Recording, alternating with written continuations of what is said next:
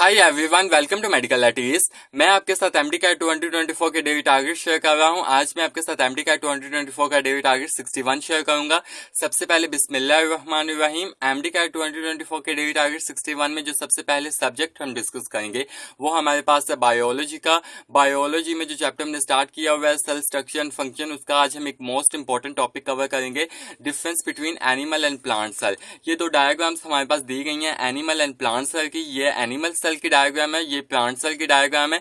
इनमें कुछ हमारे पास डिफरेंस बताए गए हैं, जैसे कि कुछ इंपॉर्टेंट ऐसी ऑर्गेनाइजेज है जो प्लांट सेल में तो प्रेजेंट होती हैं लेकिन वो एनिमल सेल में नहीं प्रेजेंट होती, जैसे कि cell wall, central vacuole, chloroplast, ये एनिमल सेल में नहीं प्रेजेंट होती, ये जस्ट प्लांट सेल में प्रेजेंट होती हैं। और कुछ ऐसी ऑर्गेनाइजेज हैं जो जस्ट एनिमल सेल में प्रेजेंट होती हैं लेकिन वो प्लांट सेल में नहीं प्रेजेंट होती, जैसे कि फ्लैजिलम, सेंट्रियोल, लाइजोसोम वगैरह, ये जस्ट एनिमल सेल में प्रेजेंट होती हैं और ये प्लांट सेल में नहीं प्रेजेंट होती। इन डिफरेंसेस को समझने के लिए मैंने इसी चैनल पर मैंने एक मोस्ट इंपॉर्टेंट वीडियो अपलोड की हुई है, difference between animal and plants. उस वीडियो को देखने के लिए इस वीडियो के डिस्क्रिप्शन में मैंने उस वीडियो का लिंक दे दिया, आप उस वीडियो को अच्छी तरीके से देखें।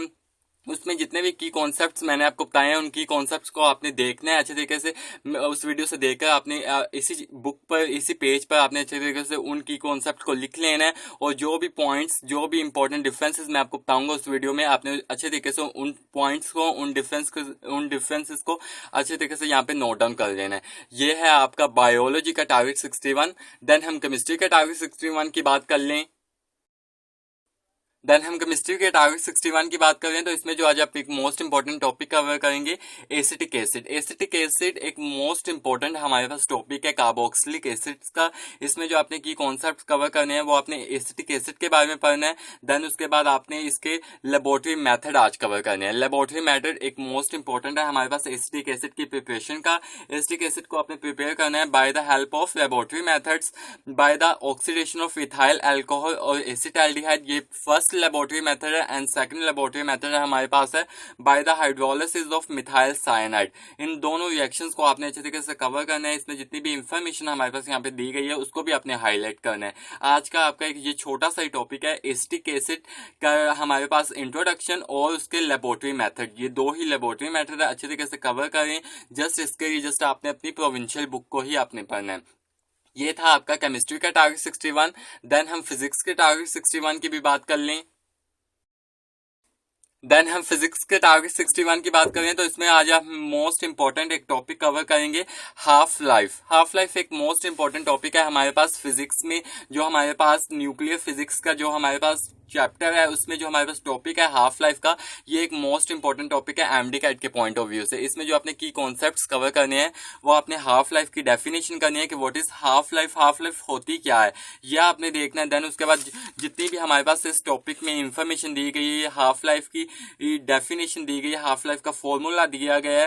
देन उसके बाद जो हमारे पास इसी टॉपिक में, हाफ लाइफ के टॉपिक में ही वेट डिके की भी हमारे पास, वेट ऑफ डिके कांस्टेंट की भी हमारे पास इंपॉर्टेंट डेफिनेशन दी गई है यहाँ पर और उसका फॉर्मूला दिया गया है, इसको भी आपने कवर करना है। ये एक मोस्ट इंपॉर्टेंट हमारे पास टॉपिक है।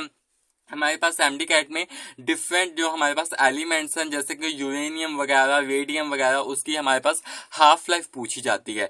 तो ये आपने अच्छे तरीके से कवर करना है, ये टॉपिक आपने छोड़ना बिल्कुल नहीं है। ये हमारे पास एक थ्योरी बेस्ड भी हमारे पास टॉपिक है, एक न्यूमेरिकल बेस्ड भी टॉपिक है, क्योंकि इसमें से एक थ्योरी का भी क्वेश्चन आना होता है और एक न्यूमेरिकल भी बेस्ड क्वेश्चन आना होता है कि डिफरेंट हमारे पास एलिमेंट दे दिया जाता है और कहते हैं कि इसकी हाफ लाइफ निकालें। तो आपने अच्छे तरीके से इस टॉपिक को पढ़ना है और कैसे हाफ लाइफ निकाली जाती है वो भी आपने देखनी है।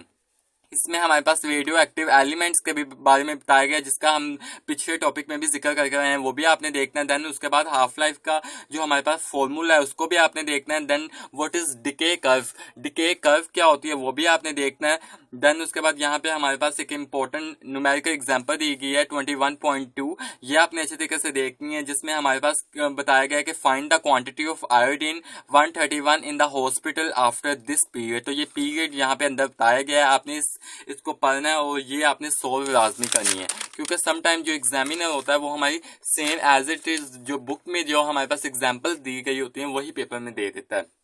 तो आज का आपका जो टॉपिक है वो हाफ लाइफ का टॉपिक है। इसमें जितनी भी थ्योरी हमारे पास दी गई है और जितनी भी हमारे पास इंपॉर्टेंट हमारे मैथमेटिकल एक्सप्रेशंस दिए गए हैं उनको आपने हाईलाइट करने हैं, और जितनी भी इंफॉर्मेशन दी गई है इंपॉर्टेंट उसको भी हाईलाइट करना है। सबसे पहले आपने इसको अपनी प्रोविंशियल बुक से पढ़ना है, देन उसके बाद ज़ियान पब्लिकेशन की बुक से आपने इसको अच्छे तरीके से कवर करना है। ये था आपका फिजिक्स का टारगेट 61। आज मैंने आपको एमडी का 2024 का डेली टारगेट 61 प्रोवाइड किया। आई होप मैं आपको अपनी बात समझाने में कामयाब रहूंगा। अगर आपको मेरी वीडियो पसंद आए तो मेरी वीडियो को लाइक कीजिएगा, मेरे चैनल को सब्सक्राइब कीजिएगा और अपने दोस्तों के साथ एमडी का 2024 के डेली टारगेट शेयर करना ना भूलिएगा। खुश रहें, खुश रहने दें। अल्लाह हाफिज।